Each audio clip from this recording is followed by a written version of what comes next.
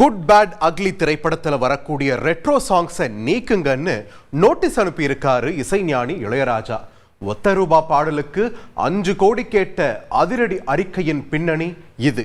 Good bad ugly திரைப்படம் April மாசம் 10ஆம் தேதி வேர்ல்ட் வைட் ரிலீஸ் ஆச்சு. இந்த படமும் ஏகே ஃபேன்ஸ்க்கு ஏப்ரல் ஃபூல் ஆக போகுதுன்னு தான் அந்த நடிகரோட ரசிகர்கள் எல்லாரும் எதிர்பார்த்துட்டு இருந்தாங்க.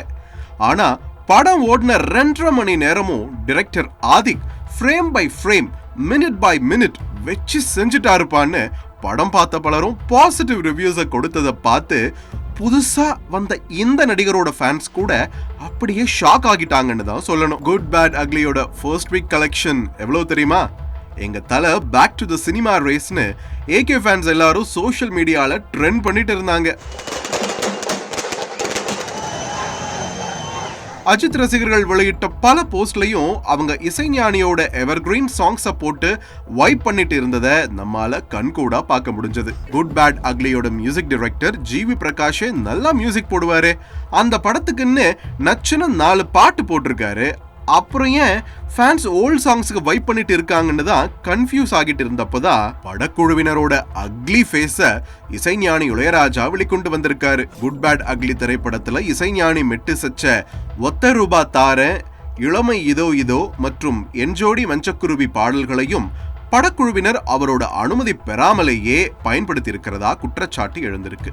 இது தொடர்பா இளையராஜாவோட வழக்கறிஞர் சரவணன் குட் பேட் அக்லி திரைப்படத்தோட தயாரிப்பு நிறுவனமான மைத்ரி மூவி மேக்கர்ஸ்க்கு 5 கோடி ரூபாய் கேட்டு நோட்டீஸும் அனுப்பியிருக்காரு. அது மட்டும் இல்லாம படத்துல இருந்து ராஜாவோட பாடல்களை உடனடியா நீக்கணும், அப்படி இல்லைன்னா நீதிமன்றத்துல வழக்கு தொடர்வோம்னு எச்சரிச்சிருக்காங்க. ஏற்கனவே இளையராஜா பாடல்களோட காப்புரிமை எக்கோ நிறுவனத்துல இருந்து பல நிறுவனங்களும் விற்கப்பட்டு அது ஸ்பாட்டிஃபை, யூடியூப் போன்ற டிஜிட்டல் பிளாட்ஃபார்ம்ஸ்லயும் இளையராஜாவோட அனுமதி பெறாமலேயே கொடுக்கப்பட்டிருக்கு. இது தொடர்பா டிஜிட்டல் ரைட்ஸ்ல படைப்பாளிக்கும் உரிமை இருக்குதுன்னு இளையராஜா நீதிமன்றத்துல கேஸ் போட்டு நடத்திட்டு வர்றதும் குறிப்பிடத்தக்கது.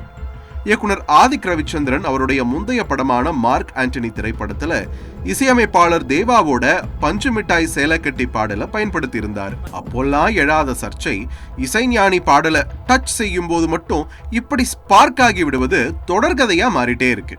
விஜய் சேதுபதியோட 96 திரைப்படத்துல தொடங்கி இப்போ தயாரிப்புல உள்ள ரஜினிகாந்தோட கூலி திரைப்படம் வரைக்கும் இளையராஜா பல சந்தர்ப்பங்கள்ல தன்னோட அனுமதி பெறாம இன்ஸ்பிரேஷன்ற பேர்லயும் ட்ரிபியூட்ன்ற பேர்லயும் டியூனை கமர்ஷியல் நோக்கத்தோட எக்ஸ்ப்ளாய்ட் பண்றதுக்கு ராஜா தொடர்ந்து எதிர்ப்பு தெரிவிச்சு வந்திருக்கிறதையும் மறுத்திட முடியாது.